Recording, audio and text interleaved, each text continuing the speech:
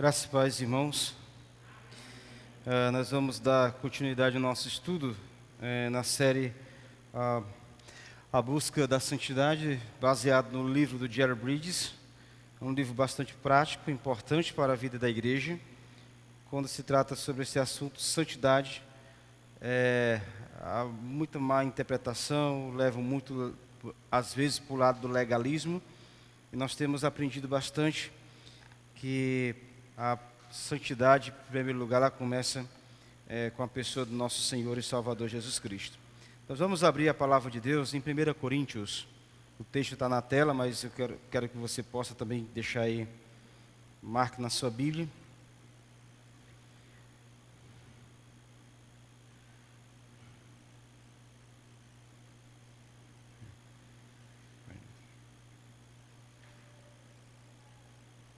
Ok.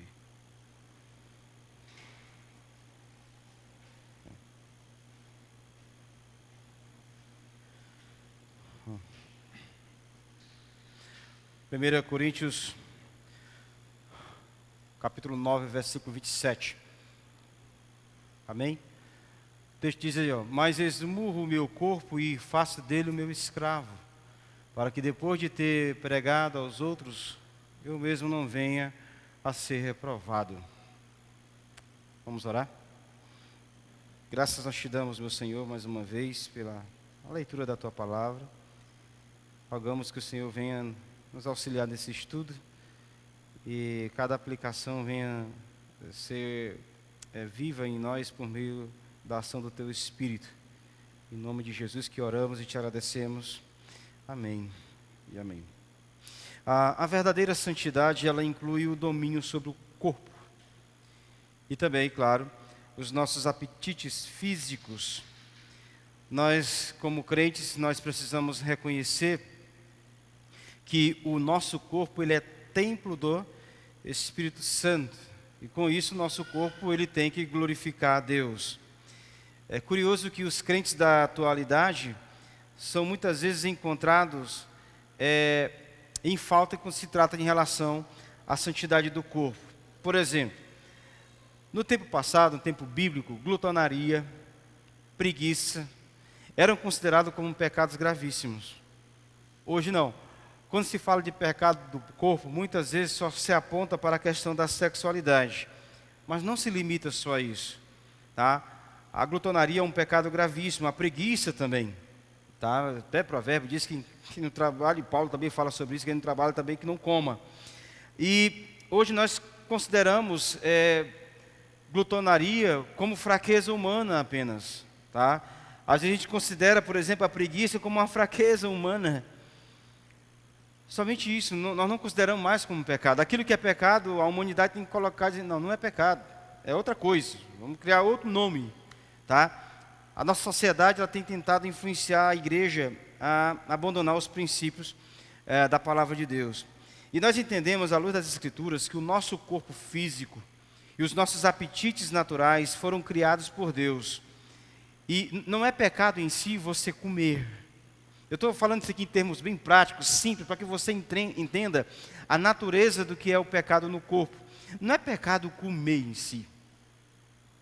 Não é pecado você tomar Coca-Cola em si. Tá? Claro, se você tem problemas de saúde, é bom fugir um pouco. Mas a questão aqui, se nós não tomarmos cuidado e nós não controlarmos essas coisas, elas vão se tornar pecado na nossa vida. Quer ver, por exemplo, você pode marcar ou acompanhar na sua Bíblia, em Romanos capítulo 6, no versículo 13. O apóstolo Paulo diz que nós temos que tomar cuidado para que o nosso corpo não seja instrumento de injustiça, em vez de instrumento de justiça. Muitas vezes o alimento que é para ser uma bênção na nossa vida, está sendo o quê? Um ambiente de cobiça da carne, está sendo um ambiente de instrumento de injustiça.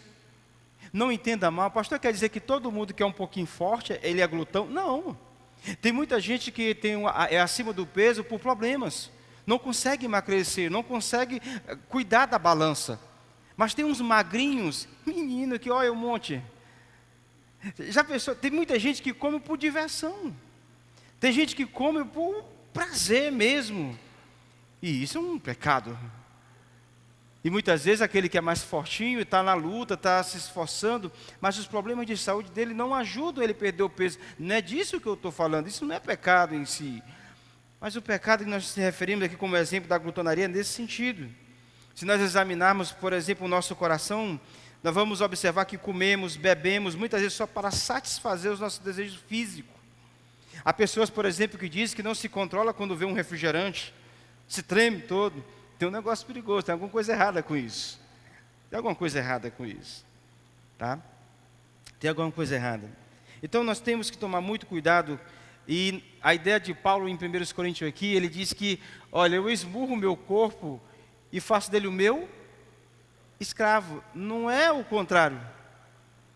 Não é o corpo que tem que dominar você, ou dominar a nossa vida. O Michael Kors, ele diz o seguinte: se o teu corpo fizer todas as decisões e der todas as ordens, e tu obedeceres, o físico poderá efetivamente destruir todas as outras dimensões da tua personalidade. A tua vida emocional será embotada e a tua vida espiritual será sufocada e acabará por ficar anêmica. O que ele está dizendo? Se você deixar o seu corpo dominar você, a sua vida espiritual vai ficar sufocada. Sufocada. Tem a nossa parte nessa luta da santidade.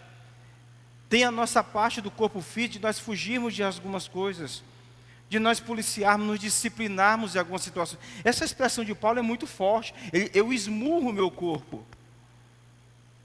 Eu grito, eu bato, se possível. Paulo aqui está enfatizando a necessidade de manter os nossos apetites naturais sob controle. Dominar eles. Apetites, paixões e por aí vai. Se nós deixarmos isso à vontade da nossa vida, vai destruir a nossa alma aos poucos. E Paulo estava resolvido a transformar o seu corpo, os seus apetites em um escravo e não ser o senhor dele. Ele estava querendo dominar e que fosse escravo. Tem um outro texto interessante também, antes de nós entrarmos no conteúdo do assunto como um todo. Romanos 12, 2. O que aqui diz lá em Romanos 12, 2? Paulo diz que nós temos que apresentar o nosso corpo como sacrifício vivo, santo e agradável a Deus. E ele diz mais que nós não devemos nos conformar com este mundo. Ao invés de nós apresentar o nosso corpo como sacrifício a Deus, nós temos mimado Ele, entreter Ele muitas vezes com coisas que nós achamos que vamos controlar, e nós não controlamos por si só. Começamos a brincar com isso. Voltando aqui ao pecado referido aqui do exemplo, que é a glutonaria. Naquela época que o apóstolo Paulo escreve isso aqui, na época de Jesus, isso era um pecado mortal, por assim dizer. Porque eles não controlavam. Lembra da ceia do Senhor em 1 Coríntios 11? Eles chegavam igual louco, comiam tudo, não respeitavam ninguém. Era o pecado da glutonaria também ali, da falta de comunhão com a igreja. Então a pergunta a ser feita dentro desse estudo sobre o pecado no corpo, a santidade no corpo, aliás, qual é o segredo, na verdade? Eu não quero que você pegue essa expressão segredo como algo mágico, tá? A pergunta é: qual é o segredo para começar a controlar as forças dos nossos apetites físicos? Qual o caminho que a gente tem que andar? É um estalar de dedo? Há uma mágica para funcionar isso? Não. Mas há algumas implicações que podemos tirar desse texto. Primeiro, reduzir as oportunidades de tentação. As nossas concupiscências, que é uma expressão que Paulo usa em Gálatas e em Romanos, concupiscências são desejos exagerados. Esses nossos desejos são fortalecidos com as tentações. Só teve um homem na face da terra que teve oportunidade, tentações todos os dias e não pecou em nada. Só teve um homem. Quem foi? Quem? O nosso Senhor e Salvador Jesus Cristo. É nele que nós nos refugiamos. Mas é por isso que nós temos que reduzir as oportunidades de tentação. Tem uma expressão de Paulo aqui interessante, se você quiser anotar. 2 Timóteo 2,22 diz assim, fuja dos desejos malignos da juventude e siga a justiça, a fé, o amor e a paz, juntamente com os que de coração puro invocam o Senhor. Essa expressão fuja parece coisa de covarde. Mas, biblicamente, fugir é uma questão para o crente. Nós temos que reduzir as oportunidades de tentação. Fugir se necessário. Tem uma outra expressão também de Paulo em Romanos 13, versículo 14, ele diz, olha, pelo contrário, revistam-se do Senhor Jesus Cristo e não fiquem premeditando como satisfazer os desejos da carne. Não maquina, não fica analisando, vou fazer isso. Ele tá dizendo, se você fizer isso, pode ter certeza que é cachorro em vela preta. E a gente maquina muita coisa errada. A natureza, o homem é um pecador como um todo. O coração do homem é corrompido. Ele esquematiza como vai dar o golpe, como diz a história. O que o texto está querendo nos mostrar aqui, irmão, nessa primeira lição, é que nós precisamos, na verdade, nos esforçar para conhecer o nosso coração e as nossas fraquezas. Você precisa fazer isso. Eu preciso fazer isso. Você precisa sondar o seu coração, a sua vida, os seus apetites e conhecer qual é a sua fraqueza. E com isso você se revestir de quem? De Cristo Jesus para vencer as tentações. Nós temos que prever as coisas no sentido de analisar, pensar antes. Você precisa em oração, em estudo da palavra de Deus, ouvindo boas pregações, bons louvores, analisar a sua vida e pensar, não, esse ponto aqui eu tenho certeza que eu sou fraco. Tem que ser honesto. Tem um texto, eu não sei se eu coloquei ele aqui em tela, não, coloquei não. Mas em Provérbios 27, 12, Provérbios 27, 12, ele diz assim, olha, o prudente percebe o perigo e busca refúgio. O inexperiente segue adiante e sofre as consequências. Tá? É igual alguém, primeira viagem quando vai para uma academia, sem querer orientação de ninguém. Ou muitas vezes ele compra até as peças de academia, leva para casa e quer fazer. Primeira lapada, ele vai pegar um encheiramento na coxa, tá? Um torcicolo no pescoço. Vai ficar todo quebrado, o cara totalmente desorientado, ele vai com muita força, né? E o provérbio está dizendo que um homem prudente, ou seja, um homem sábio, ele percebe logo o perigo e busca refúgio. A ideia é que você possa olhar a sua alma, a sua vida e ver de fato onde é que está as suas fraquezas. O Salmo 139, por exemplo, o rei Davi, ele diz, Senhor, sonda-me o coração e conhece-me, vê se há em mim algum erro e corrige-me. É tão difícil a gente analisar nós mesmos, que o próprio Davi reconheceu isso. Senhor, tem coisa que eu não consigo ver, então peça a tua ajuda para que revele a mim. Nós temos que fazer isso, à luz da palavra do nosso Deus. Precisamos fugir à tentação e dar passos positivos para evitá-la. Nós temos que reduzir espaços de oportunidade. Você sabia que tem, aqui na nossa igreja, homens, tem muitos jovens, homens que amam jogar bola, tá? Mas tem jovens, homens, falando homem do futebol, que não dá para jogar. Não dá. Não é pela idade. É o temperamento, cara. Tá? Então, se você vê se a sua área é essa, que você chega já é explosiva, quer ir para briga, quer chamar logo para a mão, não vai. Evita. Evita. Eu não consigo ter um diálogo saudável sobre uma discussão complicada, difícil da teologia ou do mundo da família.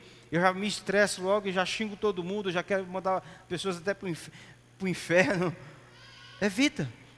Toma cuidado. Tem muitas coisas que nós temos que fugir para manter o testemunho e a prudência do Senhor da nossa vida. Esse é a primeira atitude que nós temos que ter, digamos, o segredo, né? Para controlar os nossos apetites, é fugir, né? Fugir ou reduzir, na verdade, as oportunidades de tentação. Reduza isso, tome cuidado. Se eu briga com dinheiro, cuidado. Não pode, tem pessoas que não podem ver um material e já quer furtar. Não tem controle das coisas.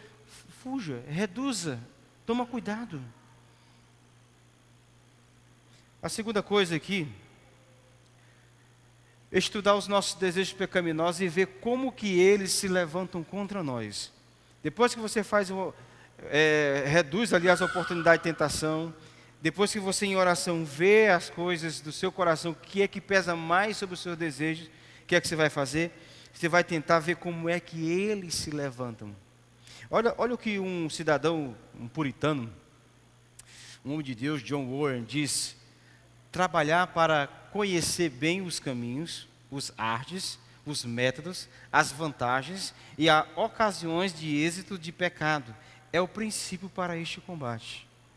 É você estudar, conhecer, analisar da onde é que está vindo as fontes de tentação, analisar onde é que há os perigos, os métodos. A Bíblia diz pela boca do apóstolo Paulo que o diabo ele se faz de anjo de luz. Perfeito, né? Se faz uma maravilha. Tem gente que espera o capeta com chifre, um espeto na mão, eu gosto daquele filme de terror, né? O cabo muitas vezes comando, não, muitas vezes o diabo ele se aparece de anjo de luz, tá? A ideia dessa frase aqui do John Owen é que devemos meditar de forma antecipada e sejamos bem honestos com a nossa vida. É espantoso o número de vezes que nós avançamos em áreas conhecidas de tentação. Nós sabemos que há perigos ali e a gente não tem nenhum plano de solução para aquilo e a gente vai de cara. De cara. O ano está chegando, o próximo ano, com a graça de Deus. Você vai ver o tanto de convite aí para vocês em relação a questões políticas. Tome cuidado, esteja em oração. Se a tua fraqueza é essa, toma muito cuidado, evita. Nós temos visto muitas tragédias em relação à política e crente. Não estou dizendo que é pecado o crente participar da política, não é isso. Mas eu quero que você, em oração, tome muito cuidado. Tome muito cuidado. Porque uma coisa que é para ser uma bênção na sua vida, muitas vezes se torna uma maldição para a tua família. Deixa eu dar aqui um exemplo do próprio livro do Jerry Bridges. Ele conta que um jovem crente na igreja dele foi convidado para ir a uma festa de patinagem na sua região, né? Patinar no gelo, e coisa linda, maravilha, desfilar, né? Um momento descontraído, um momento gostoso, um momento que não há pecado em si. E esse jovem crente, quando recebe o convite, ele diz: não, eu não vou, eu não vou não. Todo mundo: por que você não vai, rapaz? Você faz só os irmãos, tal. Eu sei que lá tem descrente, mas a gente está tudo pertinho do outro, não tem, por que você não vai? Lá é só patinar, homem. Não, porque antes de eu ser crente, lá naqueles ondas de patins, eu dava muitas investidas. Eu cometia muitos erros, fornicações, mulheres, etc. Então, para evitar, eu vou ficar aqui, estou muito recém-convertido. Ele entendeu que o crescimento de maturidade cristã dele, naquele momento, não permitia ele ir até lá. Uma coisa que é boa, que era agradável, que era um lazer, tá? Então ele preferiu: não, eu não vou. Então tem certos ambientes que são uma bênção, que é para ser uma bênção na nossa vida, mas se torna um perigo na sua vida, não vá. Não vá. É um banho. Cuidado com o tipo de banho. Cuidado com o que você faz no banho. Você tem domínio do seu corpo, você tem domínio das suas atitudes, tudo bem. Eu estou falando aqui em termos bem práticos. Porque Deus, no caminho da santidade, Ele exige de nós responsabilidade. De quê? De manter os nossos desejos sob controle. Embora nós nunca vamos conseguir fazer isso sozinho, mas nós podemos sim suportar pela a graça de Deus, pelo poder do Espírito Santo. Nós sabemos que nesse processo de controlar os nossos desejos, nós vamos falhar muitas vezes. Nós vamos falhar, nós vamos ter quedas muitas vezes, seja por palavras, seja por ações, seja por temperamentos, enfim, nós vamos falhar muitas vezes. Mas, como eu disse no estudo passado, tem uma palavrinha que não pode sair da vida do crente: perseverança. Você falhou, você pecou, não desista. Não queira abandonar o barco. Continue firme em Cristo. Eu quero convidá-los a abrir a Bíblia lá em Filipenses. Veja a maturidade do apóstolo Paulo no capítulo 4. O último texto para a nossa meditação. Filipenses, no capítulo 4, no versículo 12. Filipenses 4, 12. Veja a maturidade desse homem, diante de tudo que ele enfrentou, que ele passou. Ele diz: olha, sei o que é passar necessidade, Sei também o que é ter em abundância.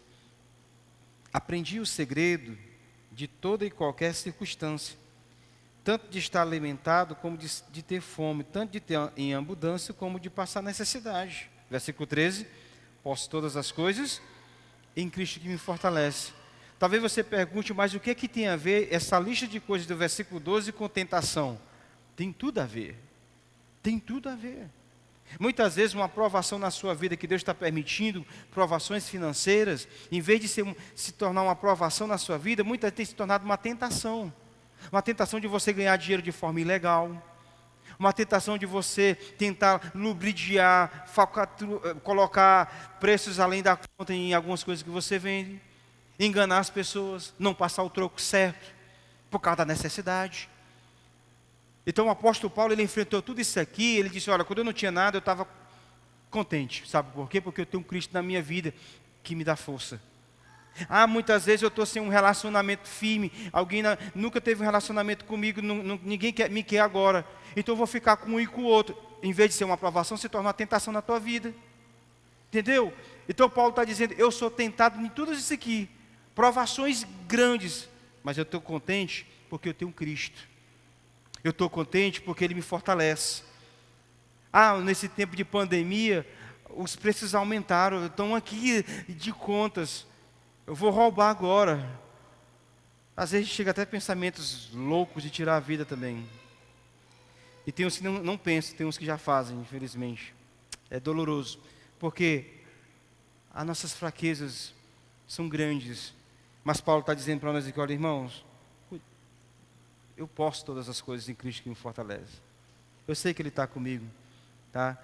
Ele conhece os meus desejos, Ele conhece os meus apetites errados, Ele sabe todas as minhas ansiedades. Por isso eu descanso nele. Ele é a minha verdadeira fortaleza.